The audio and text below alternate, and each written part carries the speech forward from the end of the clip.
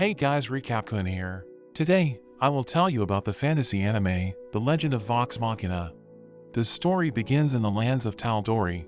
A great evil threatens the land and the greatest heroes have been sent to stop it. As the mysterious beast approaches, the heroes are completely overwhelmed and slaughtered.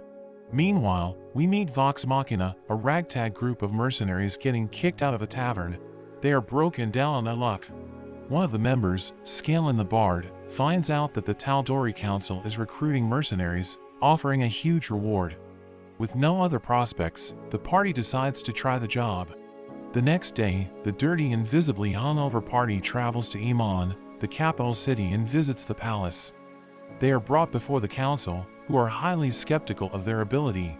However, Scanlan sings a compelling song, introducing their party. There's Grog the Giant, Percy the Gunslinger, Keyleth the Druid, the twins Vex and Vax, Pike the Priest, and they even have a bear, Trinket. After hearing the song, the council reconsiders. General Krieg argues in favor of giving Vox Machina a chance, and Sovereign Uriel, in particular, is impressed that they have a bear. They are given the job and the promise of payment, which is contained in a golden chest. While in front of the council, Vex feels a pain in her head. The party takes a skyship to the shale steppes where the creature was last seen. Allura explains that they are to find out what the creature is and kill it. They arrive and make their way to the village. They ask around and investigate for a lead on the creature. Some children tell them that the creature flew and headed up into the mountains. The party heads up into the mountains and Trinket picks up on the creature's trail. Vex tracks the creature through the wilderness, noticing that the tracks eventually become human-like. She feels a pain in her head again and warns the party that the creature is close. However, the party merely comes upon a lamb. While they are laughing, a massive blue dragon appears. It breathes electricity at them and they all try to run. The party attempts to fight, but their attacks are barely able to damage it as it continues spewing electricity towards them. Keyleth strikes the beast with lightning, which only seems to make things worse. The dragon destroys part of the cliff, causing rocks to fall and the party to be buried. The dragon leaves, but the party manages to survive thanks to Keyleth summoning vines to protect them. The party is shaken by the encounter and contemplates abandoning their quest. Vex explains the pain she has been feeling in her head, revealing that a dragon had killed their mother, and she sensed something draconic when they met with the council. She believes someone on the council must be working with the dragon. The party decides it would be best to abandon the mission. They once again pass through the shale steppes on their way back and find the village destroyed and its inhabitants killed. Feeling guilty over the deaths of the villagers, Vox Machina resolves to kill the dragon or die trying. General Krieg rallies a battalion of soldiers at their military encampment in preparation of hunting the beast. However, during the night, the blue dragon attacks and most of the soldiers are killed. General Krieg is among the few that manage to survive and reports back to the council. Vox Machina also reports to the council that the unknown threat is a blue dragon, though the council discovered this already. Krieg suggests rallying all of their troops to fight the dragon and Uriel approves this plan. Vex feels the painful twinge again. Outside, Vex tells the group that someone on the council is working with the dragon and they suspect Gregory Fince. The party splits up to prepare. Pike and Vax visit a magical goods shop, Gilmore's Glorious Goods, where Sean Gilmore greets them and flirts with Vax. They ask for information on a dragon's weakness, but Gilmore cautions them that most lore on dragons is fanciful and useless. He reads an excerpt from a book, Dragons Will Be Killed Where Two Rivers Meet. Vax thanks him and they take their leave. Meanwhile, Grog and Scanlan sees Fince while drinking in the town square and track him to a large estate. They notify the rest of the party, and they sneak into the estate, which turns out to be Krieg's home. They suspect that Fince is trying to assassinate Krieg. Descending into the cellar, they find Fince stealing scrolls and accuse him of trying to kill Krieg. As Fince tells them he is gathering evidence, Krieg suddenly kills him. The party realizes that Krieg must be working with the dragon. Krieg disappears into the next room, and when the party follows, they are unable to find him. The group searches the room for a hidden exit. Grog gets distracted by a pin-up tapestry of a red dragon-born woman, and Keyleth disgustedly tells him to stop staring. She throws a book at Grog, and it passes through the tapestry, revealing it as a portal. The party goes through it. The portal takes them to a cold cavern high in a distant mountain. They come upon a huge amount of treasure and begin to gather it before they realize it is a dragon's hoard. They are seen by someone looking through an ominous orb, which promptly collapses. Krieg appears before them, and Vex realizes that he wanted Iman's army mustered so that they could be destroyed. Krieg declares that it is time dragons ruled once again and transforms, revealing himself to be the blue dragon, Brimside the Iron Storm. Vox Machina struggles to fight him, but Vax realizes that the two rivers refers to the veins in a dragon's neck. Vex gathers the party and plans to make the fact they don't know what they're doing work for them. They appear before Brimside, arguing amongst themselves how to proceed. When Brimside attacks, Scanlan reveals that it was an illusion. The party successfully attacks Brimside's throat, and Grog deals the killing blow. With Brimside dead, the lair crumbles, and they escape with only a very small amount of treasure. Uriel rewards Vox Machina with an honorary membership on the council and ownership of a nearby keep, meant to keep them close by to defend the city from threats. He informs them that the council suspects Krieg was part of a conspiracy, so an upcoming banquet has been arranged to discuss this.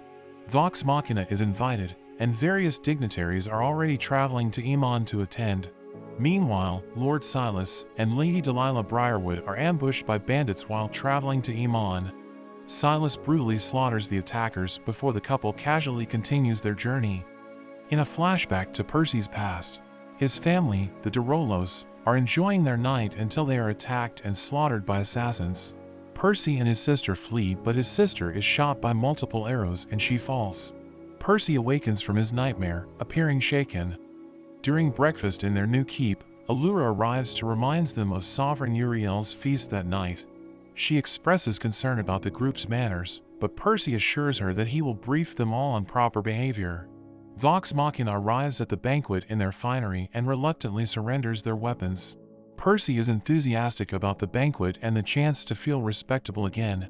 However, Delilah Briarwood and Silas Briarwood's arrival from Whitestone is announced, causing Percy to panic. Vex notices and he tells them that the Briarwoods are the ones who killed his family and took control of his home, Whitestone. As the Briarwoods are staying in the castle, Vax slips away to search their room for any indications of their plans. Vax uses his serpent belt to distract the guards and successfully enters the Briarwoods' room. The remainder of Vox Machina go to dinner and are seated opposite the Briarwoods. Throughout dinner, Percy glares at the Briarwoods. Uriel is suspicious of how the Briarwoods came to control Whitestone, but Silas magically hypnotizes him and Delilah explains that the de Rolos grew bored of ruling and abdicated after their children stole the treasury. Percy loses his temper and accuses her of lying. In the ensuing silence, the Briarwoods take their leave. Vex pulls the party away from the table, and Percy explains his tragic past. Vax discovers a book mentioning the Whispered One and hides it in his coat at the sound of conversation. Before he can escape, the Briarwoods silently enter behind him. Vax tries to pass himself off as a servant but ends up being hypnotized by Silas. Vox Machina realizes that Vax may be in danger. Scanlan distracts the banquet-goers with a performance to allow the others to slip away. Silas bites Vax's neck, breaking the magical charm. Vax barely pulls away and jumps out the window. The Briarwoods follow after him. Vex realizes Vax is in danger. The group collects their weapons, and they come to Vax's aid outside. However, Silas with his blood-drinking sword, his indestructibility and regeneration ability and Delilah's magic are too powerful for the group to handle. Pike is struck by Delilah's shadowy magic and Silas attempts to kill her, but Vox Machina is saved by Keyleth as she creates a huge wall of plants between them and the Briarwoods. Noise from the fight attracts the palace guards. The Briarwoods' carriage arrives with their luggage and Silas kicks out the driver and the pair escape. Delilah cheerfully invites Percy to visit them in Whitestone. Percy is angry at the group for allowing the Briarwoods to escape. Turning onto the carriage driver, Percy puts on a mask and threatens him with his gun. Percy is overtaken by a shadowy force, shooting the man, attempting to question him about the Briarwoods. The man knows nothing and Sovereign Uriel interrupts, ordering Vox Machina to be arrested. Uriel chastises Vox Machina for disrupting the feast and potentially ruining diplomatic relations with the Briarwoods. Vex tells Allura that the Briarwoods have affected Uriel's mind. Allura is skeptical but acknowledges that Uriel's behavior is a little impulsive.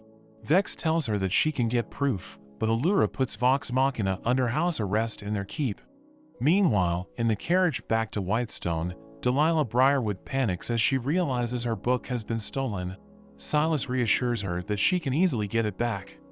Captain Jarrett and his soldiers confiscate Vox Machina's weapons and lock them inside the keep.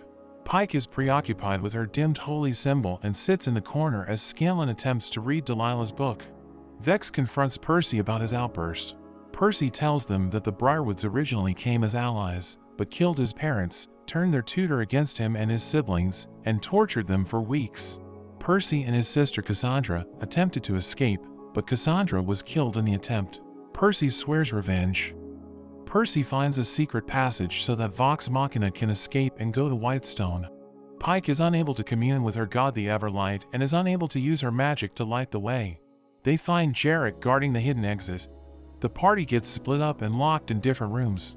The twins, in a room with Scanlan, discuss running away while Pike is in a room with Grog, attempting to reach the Everlight through prayer but has no success.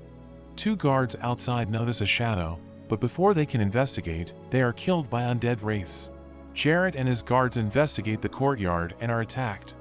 Hearing the sounds of the combat, Grog breaks down the doors to release the party, and Vox Machina encounters the surviving guards fleeing back into the main hall. The wraiths extinguish the lights and attack the group.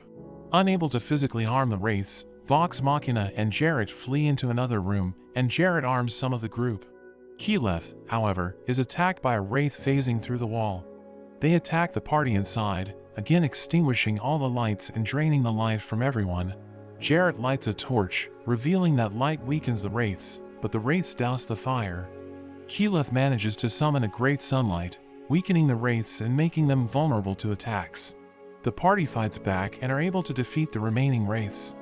After fending off the incursion, Jarrett, the sole survivor of the city guard, allows the group to escape after they promise to avenge his men and free Sovereign Uriel from the magical charm of the Briarwoods. The next morning, Percy tries to leave, but the party tells him that they will help him retake Whitestone. However, Pike says she needs to visit a temple to regain her lost connection to the Everlight. She hugs a disheartened Grog and encourages Keyleth as the group's new light. She stays behind as the rest start the journey to Whitestone.